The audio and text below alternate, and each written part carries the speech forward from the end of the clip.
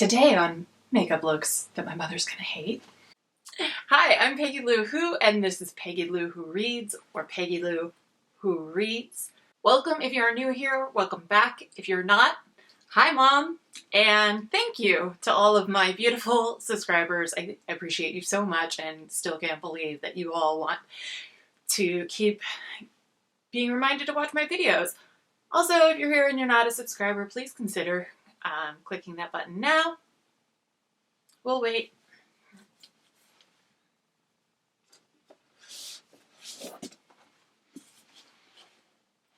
Okay, did you do it? Did you click the button? Seriously, what are you waiting for? Click the button. So today I am going to talk about my March TBR. If you have been following this channel, you know that it was not very long ago that I put out my February-ish TBR.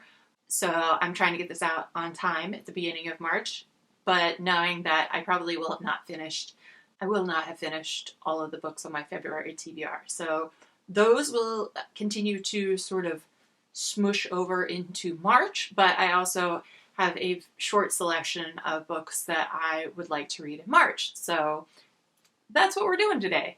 Last month, my TBR was dedicated to the fact that it was Black History Month, and this month of March in the United States is Women's History Month. So I am going to celebrate Women's History Month by reading books by women, but not just any books, all nonfiction, because one of my challenges this year was to read 5 nonfiction books, and at least one of these was on my 23 in 2023. And I chose to only do 3 books because of the fact that I got a late start last month, and so I figure I'll start with these 3, and then I have a plan if I actually do get through all of these, or heaven forbid, DNF them. So let's get started. So first up is a book that was on my 23 in 2023, as I mentioned, which is The Vagina Bible by Dr. Jen Gutner. Jen Gutner is known sort of on the internet, especially on Twitter, as sort of the internet's gynecologist. This book is a book that she wrote and published that is all about the vagina and the vulva. It is sort of meant, well, as it says here, the vulva and the vagina, separating the myth from the medicine. If you are not aware, for any reason, the education that we receive, particularly in the United States, particularly in public schools, is woefully inadequate as far as understanding our human bodies, especially where it comes to anything related to sex. Unfortunately, there is a small minority of the population who has managed to enforce their ethics onto the education system to greater and lesser degrees throughout history and throughout the country. But one of the ways that has impacted education within the United States is that our sex ed is, in some places, not even taught at all, and in other places taught very surface level. So a lot of us don't know much about our own bodies. Add that to the historical context of medicine and science misunderstanding and not being interested in and not researching women's bodies, there is a lot that we don't know about our own bodies. So I have a lot of thoughts about the minority that has managed to insert the belief in their particular sky daddy into the U.S. public school situation, but that's a video for another time. So the Vagina Bible. So many important questions, so much convincing, confusing, contradictory misinformation. In this age of clickbait, pseudoscience, and celebrity-endorsed products, it's easy to be overwhelmed, whether it's websites, advice from well-meaning friends, uneducated partners, and even healthcare providers. So how do you separate facts from fiction?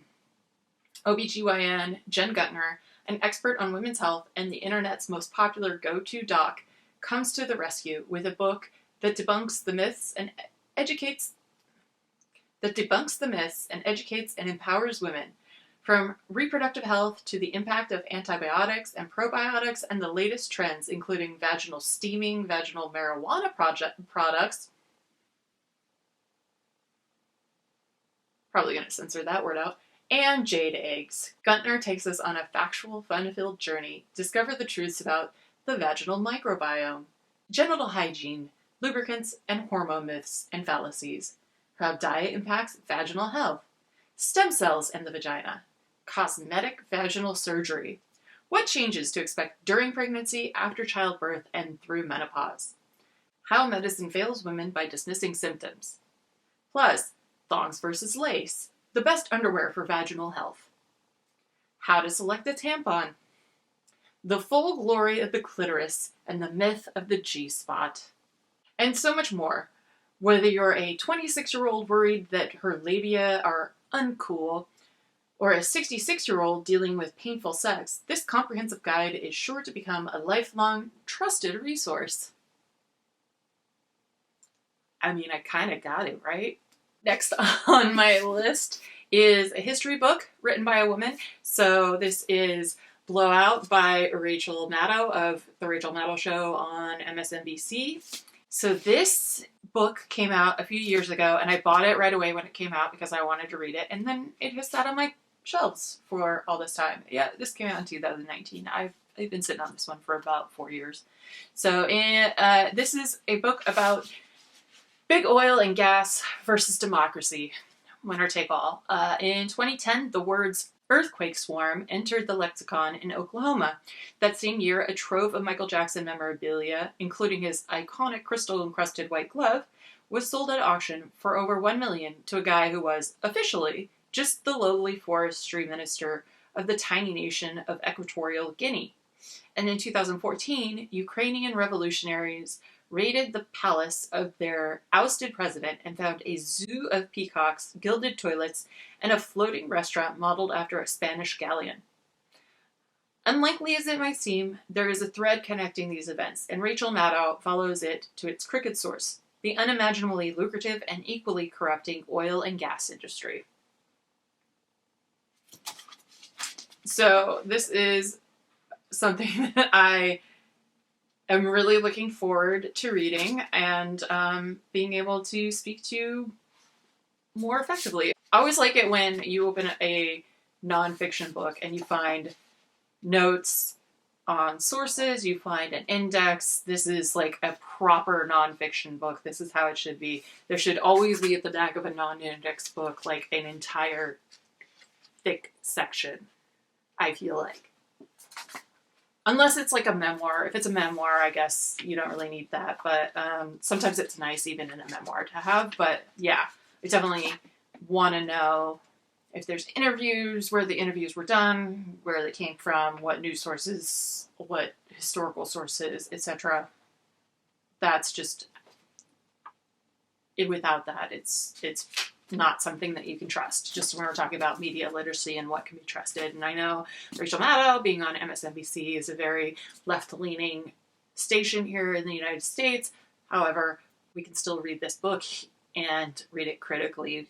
I am not assuming that I'm just going to take her word for it on everything in the book, but that's what reading is about. And then finally, this is a new book that I got this year. I actually had pre-ordered this and it came. This is Fatty Fatty Boom Boom, a memoir of food, fat, and family by Rabia Chaudhry. So Rabia Chaudhry, she sort of came to be known because she is the childhood family friend of Adnan Syed, who is the recently exonerated subject of the first series of Serial, the podcast. He was wrongfully convicted of his ex-girlfriend's murder when he was in high school. She as the family friend, was the person who took his story originally to the producers of what became Serial and Sarah Koenig.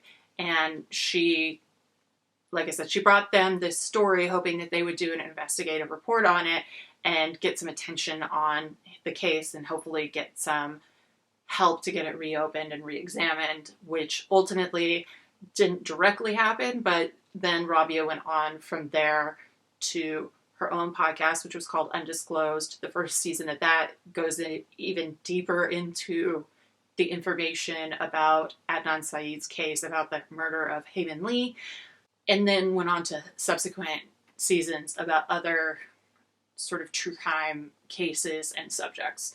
And she has a new podcast out that I haven't listened to yet, but she also wrote a book about Adnan and herself and what was happening at the time that Hae-Min Lee was murdered and that Adnan was accused and tried and convicted, and what she herself was going through personally, and then how she came to bring the story to the serial folks and beyond all of that. So I've read that book.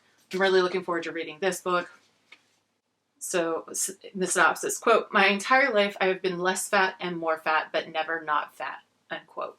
Rabia Chaudhry was raised with a lot of love, and that love looked like food. Delicious Pakistani dishes, fresh roti, chaat, pakoras, and shorba. And also Pizza Hut, Dairy Queen, and an abundance of American processed foods as her family discovered its adopted country through its fast food. At the same time, her family was becoming increasingly alarmed about their chubby daughter's future. More important, how would she ever get married? In Fatty Fatty Boom Boom, Chaudhry chronicles the dozens of times she tried and failed to achieve what she was told was her ideal weight. The truth is, though, she always loved food too much to hold a grudge against it. At once an ode to Pakistani cuisine, including Chaudhry's favorite recipes, a love letter to her Muslim family, both here and in Lahore, and a courageously honest portrait of a woman grappling with a body that gets the job done but refuses to meet the expectations of others.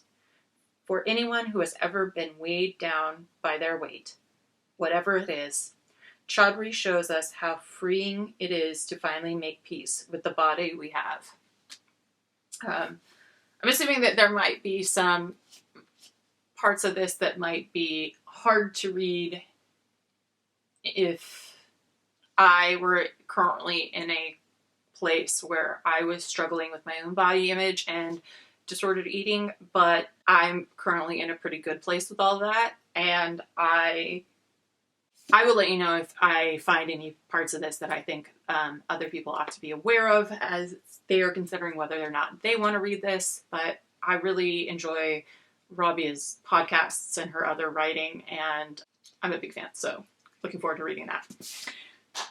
So if I get through those 3 books, I also have this entire shelf right here, which you can kind of see. It is all books that are written by women or non-binary folks, and they're all fiction. Mostly it's fantasy, and mostly it's things I've gotten in subscription boxes and whatnot. So I think that if I get through those 3 boxes, there's 20 books on the shelf, and I will roll a 20-sided die, and whatever comes up from 1 to 20, that's the next book that I'll read. And so stay tuned for my wrap-ups. I am going to, I think, do a wrap-up that's going to be a quarterly wrap-up at the end of March. So talk about like whatever I read in January, what I read in February, and what I read in March, some stats, and just a general sit down and catch up. And if I get to reading one of these, then that's when you'll know. You can also follow me on Goodreads or Storygraph if you want to keep up with my reading, and you can follow me on Twitter and Instagram, although admittedly I don't post on either of those frequently. I also have a wish list down at the bottom that I'm just going to call out, even though I still feel very nervous about it. I will post links to all of these books below. Let me know what you're up to. Let me know what you're reading. Let me know if you've read any of these books, if you have any thoughts, if you have any questions. Yeah, just hit up the comments. And until next time, read well. How Medicine Fails Women by Dismissing Symptoms takes us on a factual The Vagina Bible by Dr. Jen. close enough. Okay. Hi. This is Peggy Lou Who Reads. Peggy Lou Who Drops Books.